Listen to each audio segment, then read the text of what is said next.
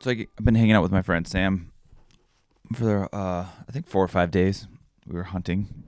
Well, he was hunting. I was shooting him, trying to shoot animals. We used to do that a lot. It was really fun, and we got to spend a lot of time in the truck, driving and just hanging out at camp, and just it's one of the only friends I have where I can just let my brain go crazy, and he allows it, encourages it sometimes. And one of these questions that popped up, and I really like this question. Have you guys, maybe you can help me out. Have you ever seen Groundhog Day? You know, the movie with Bill Murray where he relived the same day over and over and over and over again. And there was days where he drove off a cliff with the groundhog. There was days where he dropped a toaster in the bathtub. And then he woke up the next day and relived the exact same day. And then there was a point where he just learned piano. He learned how to dance. He learned all these things, and he took kind of advantage of the day. And it's I love that movie. I love Bill Murray. Got a picture of him on my wall just to remind me to maybe try and be more Murray-like. But the question, I don't know where it came from, but I asked Sam, I was like, hey, if you could pick one day to relive over and over and over again, just like Groundhog Day, what day would you choose? And I just asked it, and I didn't even think what I would choose. And then I started thinking, what would we choose, right? And it and immediately we were like, well, you kind of want to go with like your wedding, right? And then I was like, yeah, my wedding would be great. All your favorite people, the people you love, are all in one room, and you get to just have this day over again, over and over and over. And then I immediately thought, well, but then my kids, I don't get to see my kids again, and I love my kids more than anything on earth. And so that hurts. And I was like, wedding, but then what day with your kids? And one of them's only 6 months old, or almost 6 months old. And so it got really hard for me. I didn't know what day I would choose, but a bunch of days kind of kept popping up, and I've been kind of in a low this last month, and this made me think of all the really fucking awesome days I've had, and what days I just want to relive over and over and over and over again. What day would I choose? And it's been like a week and a half now since I asked that question. Actually, it hasn't. What day is it? I don't even know. Tuesday? It's been a week. It's only been 7 days. And I still don't have that answer. So I guess I'm putting this out into the universe. Maybe you could help.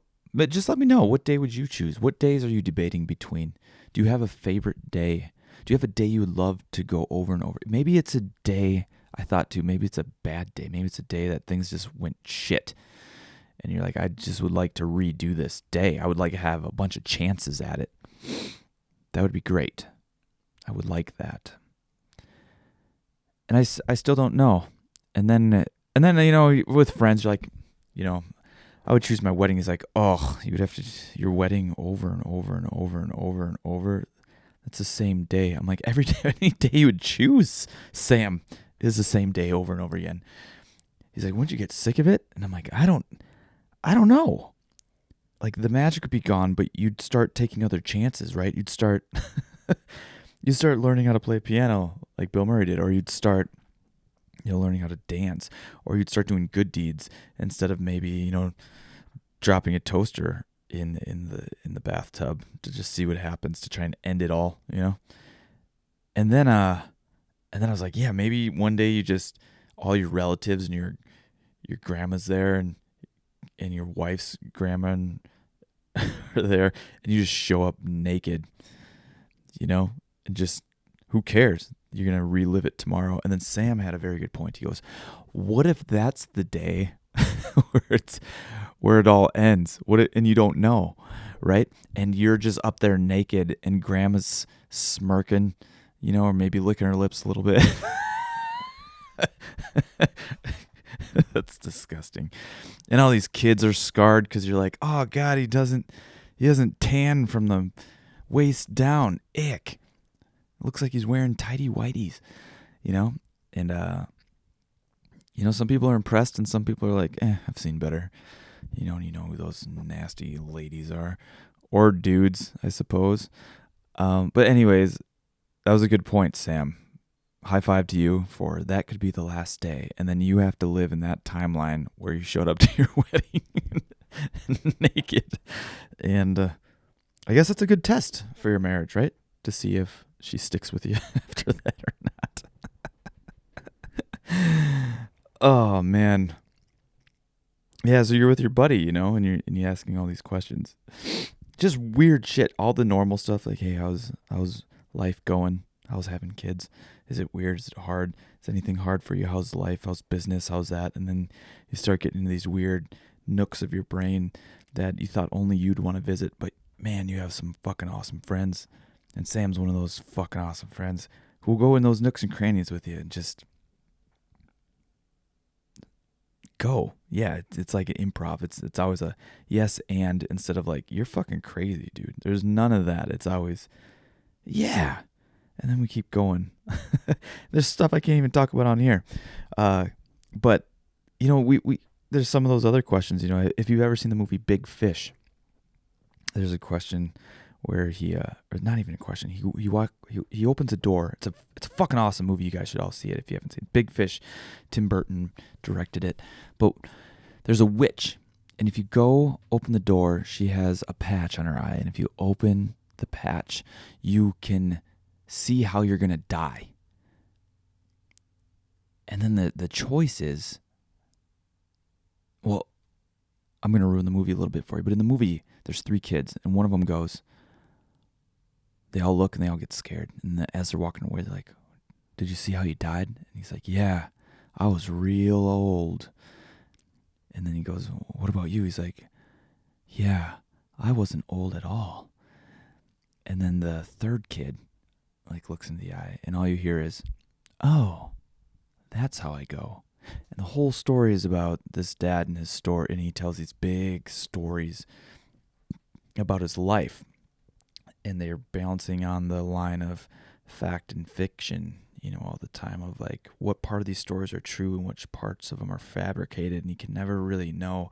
And the son is trying to figure it out the whole entire movie as his dad's not doing so well. It's a great movie. You guys should watch it. But the question is, would you lift the patch of that witch and see how you were going to die? And I always assumed everyone would want to know. And I've asked this question lots of times over the years, and most people don't. They don't want to know how they're going to die. But it creates weird questions, right? If you knew how you were going to die, right? Say you were going to fall off a ladder or something. Could you just avoid ladders at this point, and everything else would be like, at least I'm not going to die. I might be paralyzed, from the wiener down, but I will be fine, or the wiener up. Reverse paralysis. That would be weird, right? Your legs work, but yeah, I don't think it works that way. That's interesting, though. I've never thought of it like that. You got to communicate with your toes.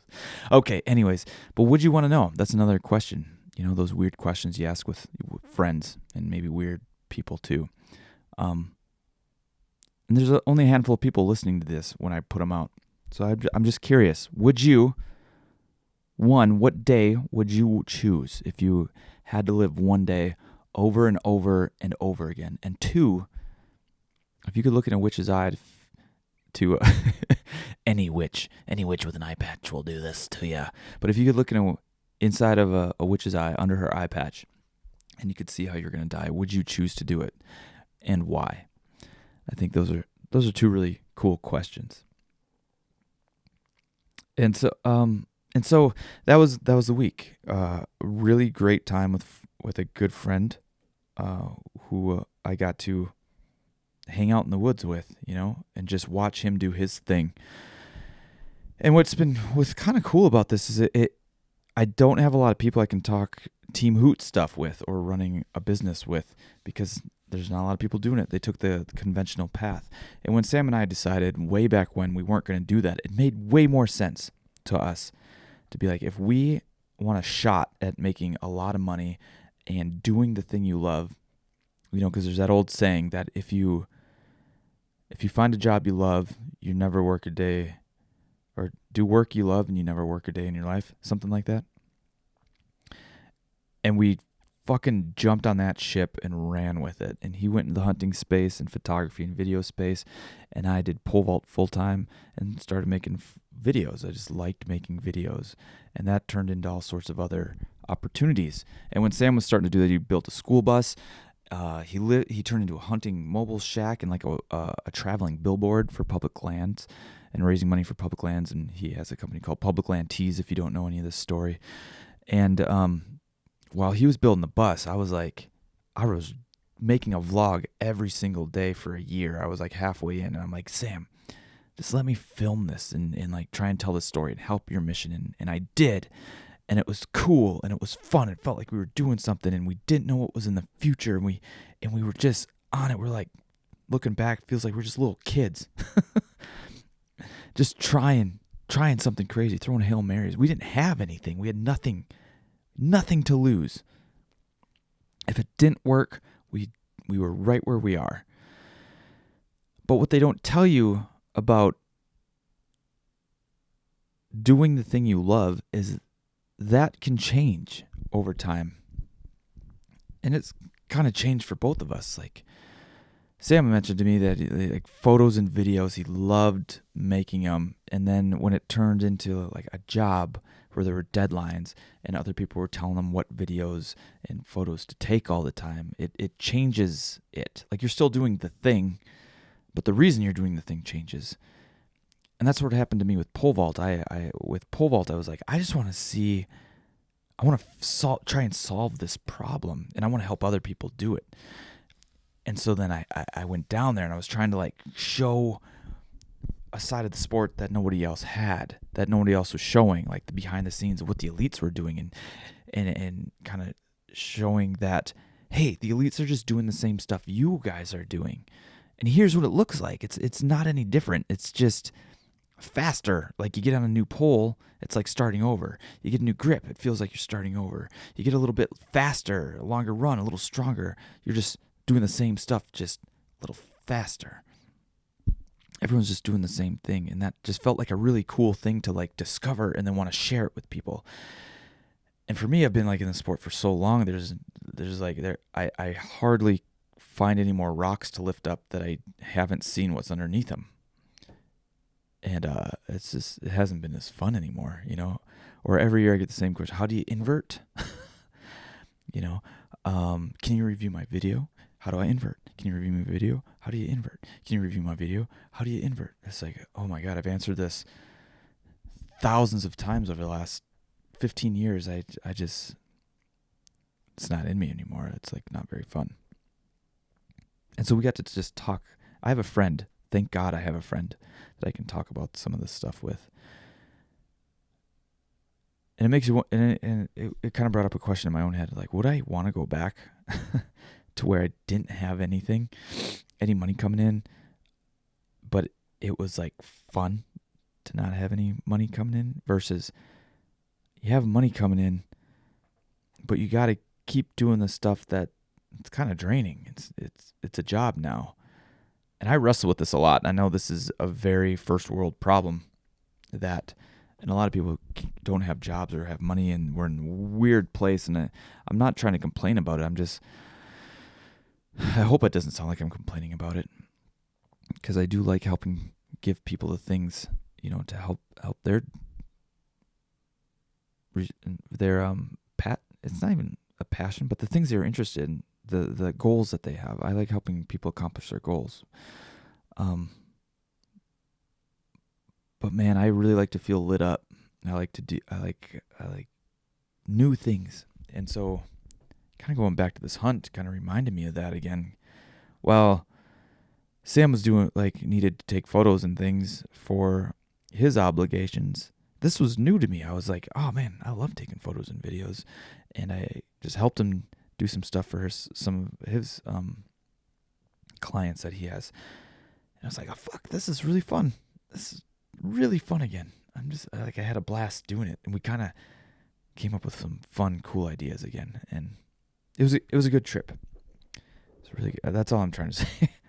And not just that, I got to see my friend again that I haven't seen in a long time. And I don't know, maybe you guys are aware of this, but as you become older, you have to work really hard to stay in touch with your friends. Because, like, I even catch myself kind of just secluding back to myself. Like, I want to hang out with my kids. They're growing so fast. And when I looked at my phone just 3 months ago, Amelia's talking different. She's a whole different person. And Luke, good God, man. That first year, they grow, like, daily. You're like, what? He's chasing me now in the house in his walker. He is literally chasing me around the house. And then when he grabs my pant leg, he goes, "Arr!" And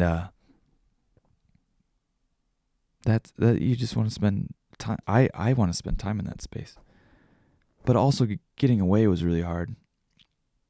And then looking back, and not looking back, coming back, I was calmer and I just wanted to be around him. Now, unfortunately, the day before I was driving back home, they got sick. So Amelia and Luke got sick, and then Carrie got sick, and then I came home, and then I got sick. So for the last week, we have all been sick. It's the first time our entire family has been sick. And that's been really hard. Just trying to navigate that and figure out, what to do. Is it okay to have them watch more screen time? Because when I used to be sick, you would just sit in front of the TV and watch Price is Right and eat popsicles and drink Sprite. And that's what you would do all the time.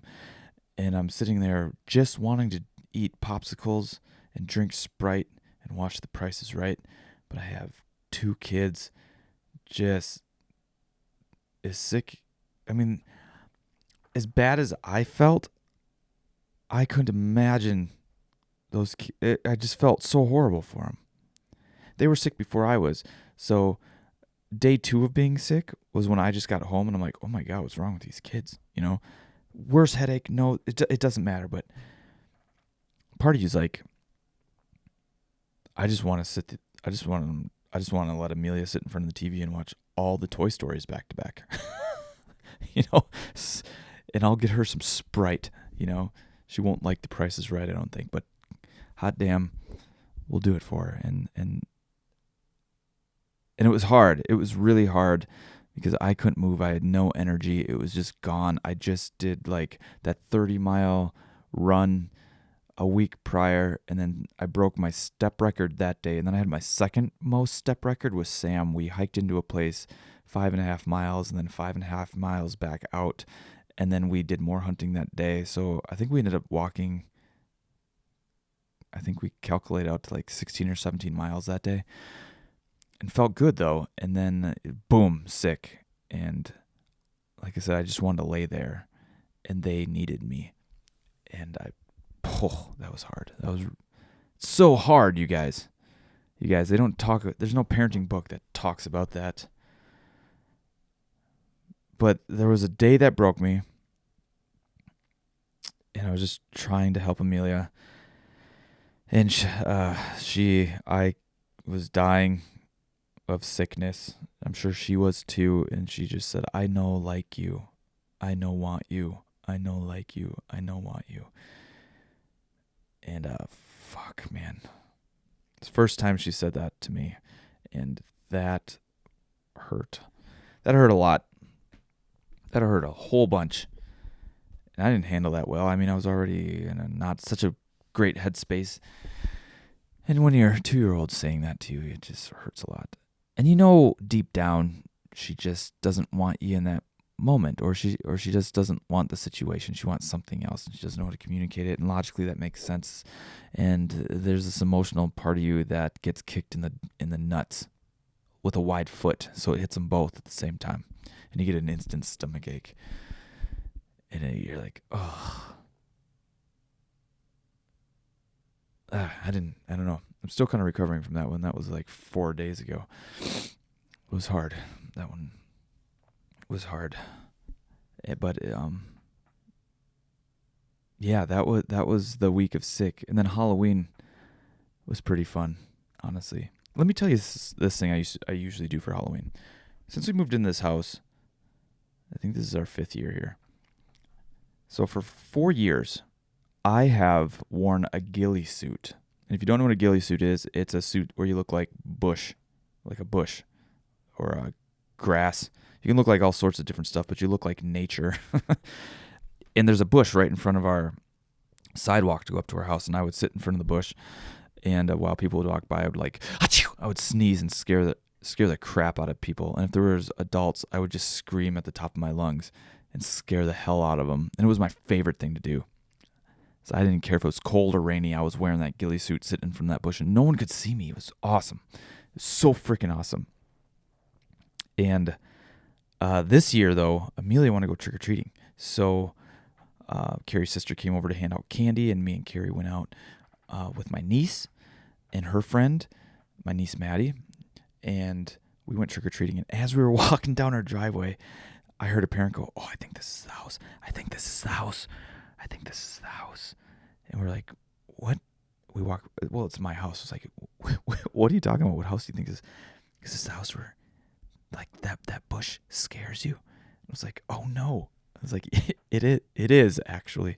But I usually do that, but I'm taking my 2-year-old trick-or-treating, and they just went, "Oh, man, we try and hit up this house every single year just so they can scare our kids." And then I guess as we were trick-or-treating, Bobby was keeping notes of what people were saying.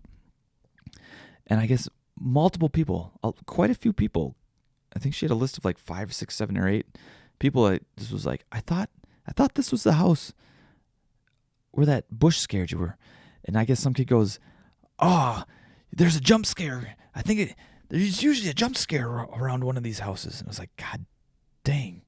It's kind of cool that people remembered the house, remembered just me scaring the shit out of them. And I guess it made me feel good because I just did it for me. And sometimes people, go, I don't know if you should do that. That's not really appropriate, But it feels good when you can put yourself out there and do something that's fun for you, and other people like it too. And the people who don't, fuck them, I guess. And I really haven't ran into any of those. My favorite one from last year is I scared this mom. And I scared her so bad, she threw her candy into the house, her kid's candy that she was holding, into the side of my house, and all of her candy spilled all over the place. I scared a dog one year. Dog walked right past me. I just went, "Achoo!" The dog, blah, blah, blah, blah, blah. This little white fluffy fuck of a dog. Oh God, it was so fun. So much fun. And yeah, that's been the week, and that's why this is out a little late, because I've been under the weather, and just when nighttime comes around and the kids are asleep and they're all nestled in bed, I usually come down here and give this little chat with you guys a little bit. And I didn't. I just fell asleep. I was tired. This is the last thing I'll say. It's super inappropriate, but I feel like the people who are here might think it's funny. On the 4th of, or not the 4th of July, on Halloween. I was walking with Maddie and her friend. They're 15, by the way, and someone started shooting fireworks, and one of them goes, "Oh my God, are those guns? Is that gunfire?" And we're like in this nothing little town, it's not big at all. Big.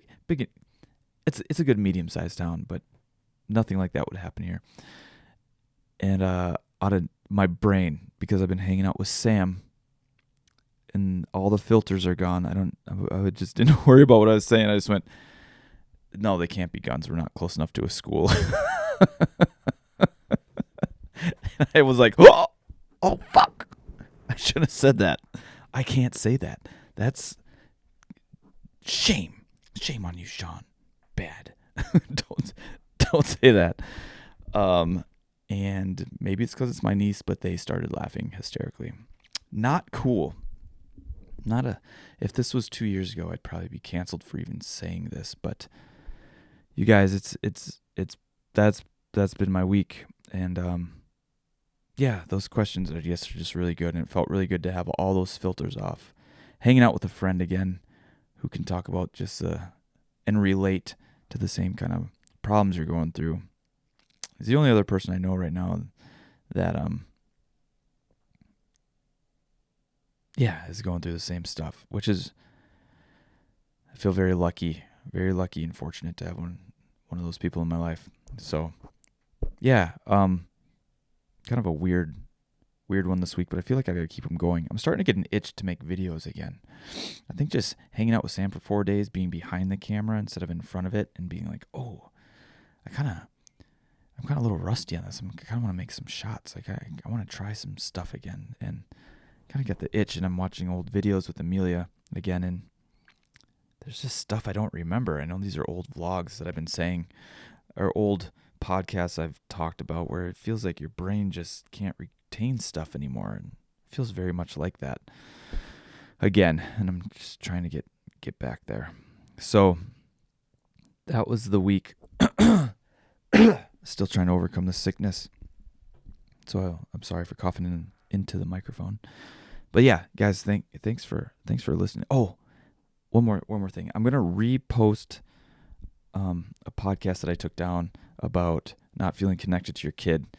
I gotta re-edit some stuff out of there. It was someone asked if I could take some stuff out, so I will be doing that, and then I will be reposting that. And yeah, Christmas is coming up. It's kind of crazy. At our house, we kind of skip Thanksgiving. We do Thanksgiving, but the week after Halloween is like all the Christmas shit's going up. And then the last few years on Christmas, we took it down because we were like, that's enough. It's over. We opened all the gifts. Santa came. Boom. Done. And so, yeah, it's been a thing. It's been a lot. It's been a whole bunch of stuff. But I feel like I keep wanting to connect and talk to you. So thanks for listening to me ramble every week. And it's been pretty cool, the people reaching out and, sharing their thoughts on my thoughts. And then I can share, my thoughts on your thoughts. So appreciate you reaching out. With that said, life is meant to be experienced, and curiosity will get you there. See you next week.